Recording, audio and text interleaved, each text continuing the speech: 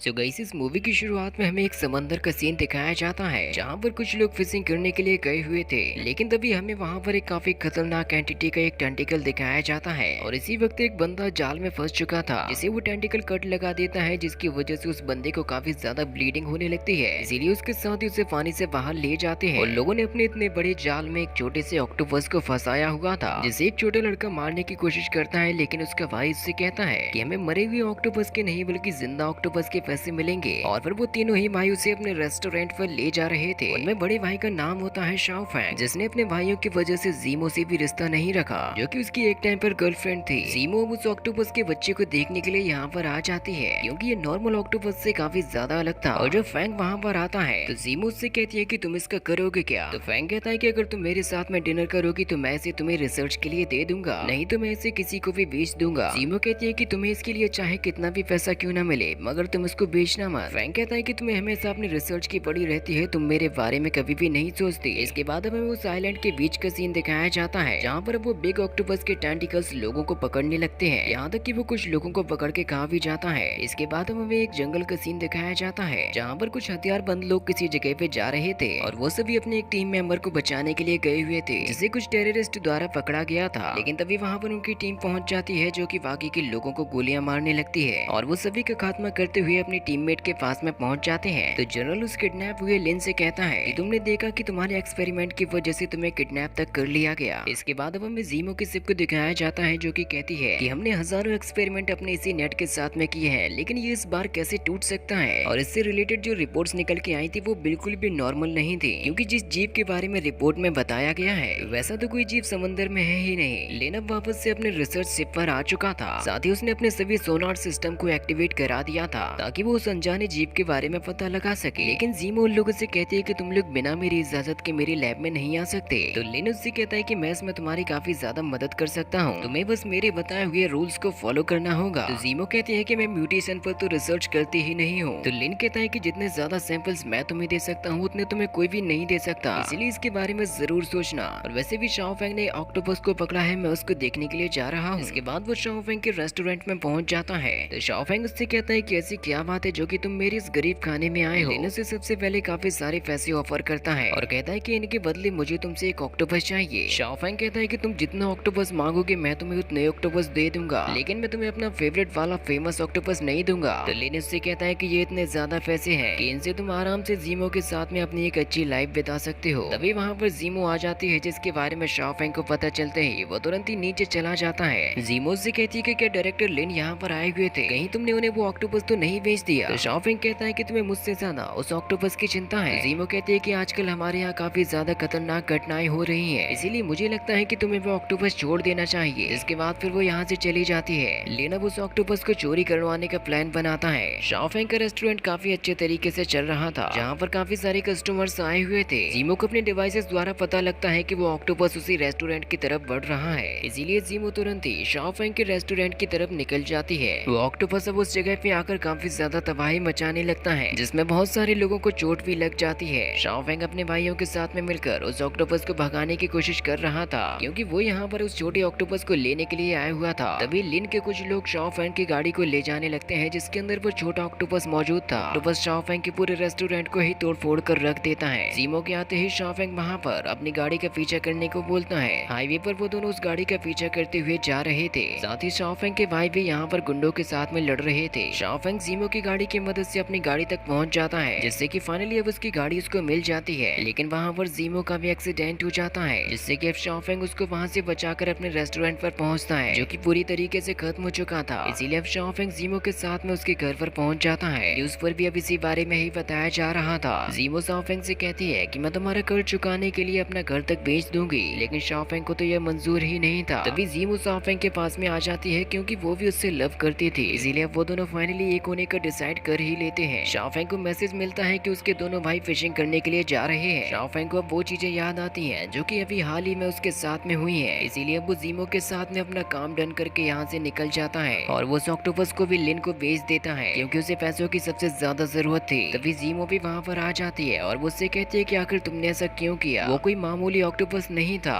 जरूर उस बड़े ऑक्टोपस और इस छोटे ऑक्टोपस में कोई ना कोई समानता तो है। शाओ फैंग कहता है कि मैंने तुम्हारे लिए कई सारे बड़े बड़े सपने देखे हैं, जिनको को मुझे पूरा करना है। तो जीमो उससे कहती है कि तुमने उसको अपनी खुदगर्जी के लिए बेच दिया और तुम्हें अपनी गलती के लिए पछतावा जरूर होगा। शाओफेंग के भाइयों को लगता है कि उन्होंने काफी बड़ी मछली को पकड़ लिया, लेकिन उन्हें आने वाले खतरे का अंदाजा ही नहीं था, क्योंकि जब वो बोट वापस आती है तो उन दोनों की मौत हो चुकी थी, जिससे कि शाओफेंग को बहुत ही ज्यादा दुख होता है, क्योंकि वही उसकी एक फैमिली थी जिसे उसने अब खो दिया था। जीमो शाओफेंग से कहती है कि तुमने जो ऑक्टोपस पकड़ा था जरूर ये उसी की वजह से हुआ है, इसीलिए तुम मुझे थोड़ा वक्त दो ताकि मैं सच्चाई का पता लगा सकूं। इसके बाद अब वो अपनी लैब में पहुंच जाती है, जहां पर उसे याद आता है कि एक बार लिन ने उससे कहा था कि तुम कभी भी मेरी रिसर्च को ज्वाइन कर सकती हो, इसीलिए वो वहां पर पहुंच जाती है और वो लिन से कहती है कि तुम इसे अभी मत मारना, क्योंकि ये हमारी रिसर्च में काफी ज्यादा काम में आएगा। इसमें जरूर किसी न किसी तरीके का म्यूटेशन हुआ है। शाओफेंग का डिप्रेशन अब और भी ज्यादा बढ़ता जा रहा था। जीमो उस ऑक्टोपस के ऊपर काफी सारी रिसर्च करती है, यहाँ तक कि वो उसको टच भी करती है, लेकिन वो छोटा ऑक्टोपस कोई भी नुकसान नहीं पहुंचाता। उन लोगों को पता लगता है कि वो जो बड़ा ऑक्टोपस है वो इस छोटे ऑक्टोपस की माँ है और इसी वजह से उसने कई बार हमला किया। लेकिन ऑक्टोपस ज्यादातर केवल 3 से 4 साल ही जीते हैं, लेकिन उस बड़े ऑक्टोपस की उम्र होती है पूरे 75 साल, यानी कि उसके अंदर किसी तरीके का म्यूटेशन हुआ होगा। किसी भी रेडिएशन विस्फोट से ऑक्टोपस के ऊपर कोई फर्क नहीं पड़ता, लेकिन उन्हें इस बारे में पता नहीं था कि क्या कभी किसी ऑक्टोपस के ऊपर एक्सपेरिमेंट किए गए थे। लेन अपने ग्रैंडफादर की नोटबुक को देख रहा था, जिसके पास में एक टूटा हुआ स्टार भी होता है। सरकार ने अब नए जीन रिसर्च के लिए मंजूरी भी दे दी थी। इसके बाद अब हमें जनरल की फौज को दिखाया जाता है, जिसे उसने अपने किसी खास मिशन के लिए तैयार किया था। लिन की बायोटेक्नोलॉजी कंपनी ने ह्यूमन एज को बढ़ाने के काम को शुरू कर दिया था। तो जीमो लिन से कहती है कि तुम उन नियमों को फॉलो नहीं करते जो कि इस तरीके की रिसर्च में काम में आते हैं, इसीलिए तुम इस तरीके से तो दुनिया को खत्म ही कर दोगे। लिन कहता है कि हमारे म्यूटेंट जीन दुनिया को और भी ज्यादा मजबूत बनाएंगे, लेकिन दूसरी तरफ से जनरल यहाँ पर अपने आदमियों के साथ में आ जाता है और वो सभी को मारते हुए बढ़ते जा रहे थे लिन की तरफ। लिन जीमो से कहता है कि मैं सिर्फ ज्यादा पैसे कमाने के लिए ये सब कर रहा हूँ, लेकिन तभी उसको खबर लगती है कि लिन के भाई को जनरल ने पकड़ लिया है। लिन जनरल से कहता है कि तुम्हारे पास में सारा डेटा मौजूद है, तुम जितना चाहे उतना पैसा कमा सकते हो। तो जनरल उससे कहता है कि मुझे पैसे से मतलब नहीं है, क्योंकि तुम जरूर मुझसे कुछ ना कुछ तो छिपा रहे हो। तो लिन उससे कहता है कि तुम मेरी जान बख्श दो, मैं तुम्हें सब कुछ बताऊंगा। दूसरी तरफ जीमो ने लिन के कंप्यूटर से सारे डेटा का पता लगा लिया था, जिसके बारे में वो शाओफेंग को भी बता देती है, इसीलिए वो इसी तरफ आ रहा था। लेकिन अब उसी वक्त लिन जीमो को भी पकड़ लेता है। शाओफेंग सबसे पहले जाकर अपने उन पैसों से बोट को खरीद लेता है और वो सीधे जीमो को बचाने के लिए समंदर में निकल जाता है। लिन की जो पीए थी उसी ने सारे डेटा के बारे में जनरल को बताया था, क्योंकि वो पर्सनली उसी के लिए ही काम करती थी। जिसके बाद लिन जनरल को बताता है कि ये सारी तस्वीरें मेरे दादाजी ने ही खींची थी जब वो पीएचडी करने के लिए जर्मनी गए हुए थे।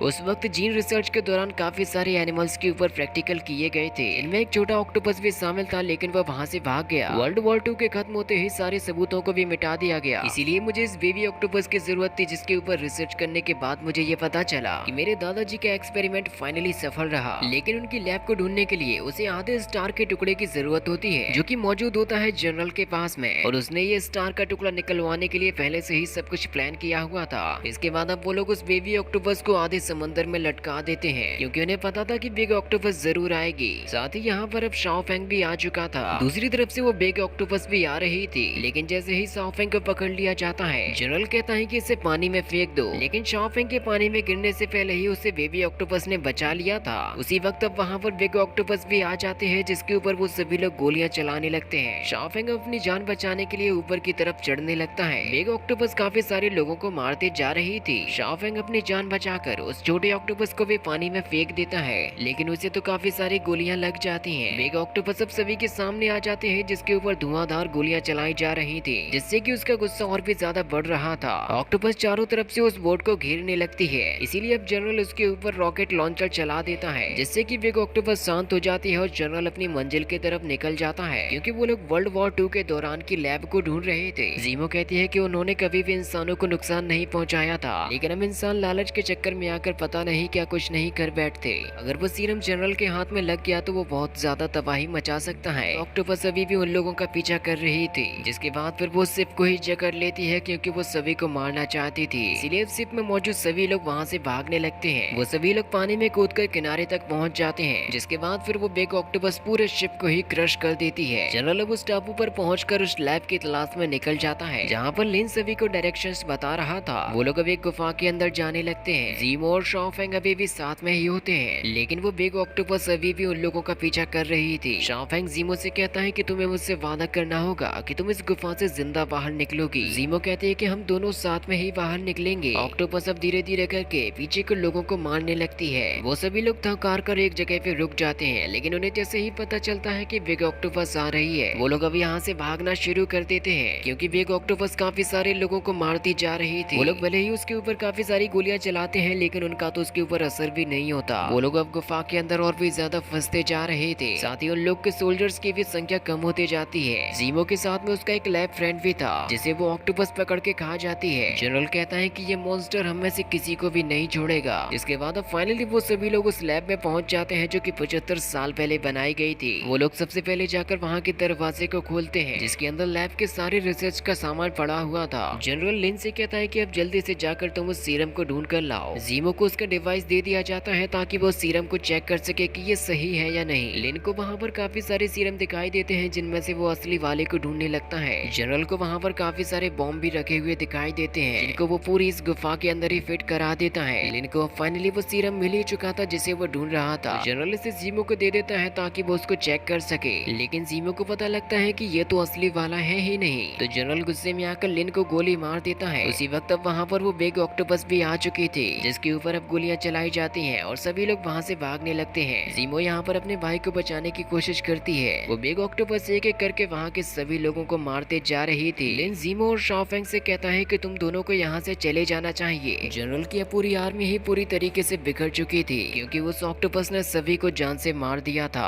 लिन, जीमो और शाओफेंग वो तीनों भागते हुए वापस उसी जगह पे आ जाते हैं। लिन अब काफी बुरी तरीके से वहाँ पर फंस चुका था और वो असली वाले सीरम को जीमो को दे देता है, क्योंकि ये जनरल के हाथ में नहीं लगना चाहिए। वो इससे बहुत ही ज्यादा तबाही मचा सकता था। वो जीमो से कहता है कि तुम ये साबित करके दिखा देना हमारे ग्रैंडफादर अपने एक्सपेरिमेंट में सफल हुए थे, और वो शाओफेंग को असली नक्शा दे देता है ताकि वो लोग यहाँ से बाहर निकल सके। और वो उससे कहता है कि मुझे माफ करना कि मैं तुम्हारी शादी में नहीं आ पाऊंगा। शाओफेंग जीमो से कहता है कि तुम इस गुफा से बाहर निकल जाओ, तब तक मैं बॉम्ब्स को ब्लास्ट होने से रोकूंगा। वो सबसे पहले जाकर उस डिवाइस को उठा लेता है, लेकिन अब वहाँ पर जनरल आ चुका था, तो अब जीमो को भी वापस आना पड़ता है। जनरल कहता है कि अब तुम्हें उस असली वाले सीरम को मेरे हवाले करना होगा। जिसके बाद फिर यहाँ पर जनरल और शाओफेंग के बीच में फाइट हो जाती है। जनरल शाओफेंग को काफी बुरी तरीके से मार रहा था, इसीलिए वो जीमो से कहता है कि तुम्हें जल्दी से अपने काम को पूरा करना होगा, नहीं तो आज शाओफेंग यहाँ पर मारा जाएगा। इसीलिए अब जीमो उस सीरम को चेक करने लगती है। शाओफेंग का मौका पाकर उन सभी बॉम्ब्स को एक्टिवेट करता है जिनका टाइमर चालू हो चुका था, लेकिन इसकी वजह से जनरल शाओफेंग को बहुत ही ज्यादा मारता है, जिससे कि शाओफेंग घायल होकर नीचे गिर जाता है। तभी जीमो जनरल को बताती है कि ये प्रूव हो चुका है कि ये असली है, इसीलिए वो जीमो से वो सीरम को भी ले लेता है। लेकिन उसी वक्त वो ऑक्टोपस आकर उसको जान से मार देती है और वहाँ से मौका पाकर जीमो और शाओफेंग भागने लगते हैं। साथ ही अब वहाँ के बॉम्ब्स भी ब्लास्ट होने लगे थे। जीमो और शाओफेंग भागते हुए समंदर में कूद जाते हैं और इस पूरे आइलैंड के ब्लास्ट हो जाने की वजह से वो बिग ऑक्टोपस भी उसी के साथ में खत्म हो जाती है। जीमो और शाओफेंग अब तैरते हुए दोनों ही किनारे तक आ जाते हैं, जिससे कि फाइनली उन दोनों की ही जान बच चुकी थी। शाओफेंग अभी भी बेहोश था, इसलिए जीमो उससे कहती है कि तुम मुझे इस तरीके से छोड़कर नहीं जा सकते, क्योंकि थोड़े ही टाइम बाद तुम पिता भी बनने वाले हो। साथ ही हमें उस छोटे बेबी ऑक्टोपस को भी दिखाया जाता है, जो कि अभी भी जिंदा था, क्योंकि उसके पास में होती है सुपर फास्ट हीलिंग पावर, जो कि अब आराम से उसी समंदर में रहता है। अब हमें कुछ सालों के बाद का सीन दिखाया जाता है, जहाँ पर एक छोटा सा बच्चा पानी में डूब रहा था, लेकिन तभी वो ऑक्टोपस आकर उसकी जान बचा लेता है। वो बच्चा जीमो और शाओफेंग से कहता है कि आप लोगों ने मुझे जो कहानी सुनाई थी, क्या वो सच है? जिससे कि उन दोनों को यकीन हो जाता है कि वो बेबी ऑक्टोपस सभी की मदद करता है। साथ ही उन दोनों के पास में वो सीरम भी मौजूद होता है, जो कि सक्सेसफुल रहा। और इसी के साथ में ये मूवी भी यहीं पर खत्म हो जाती है।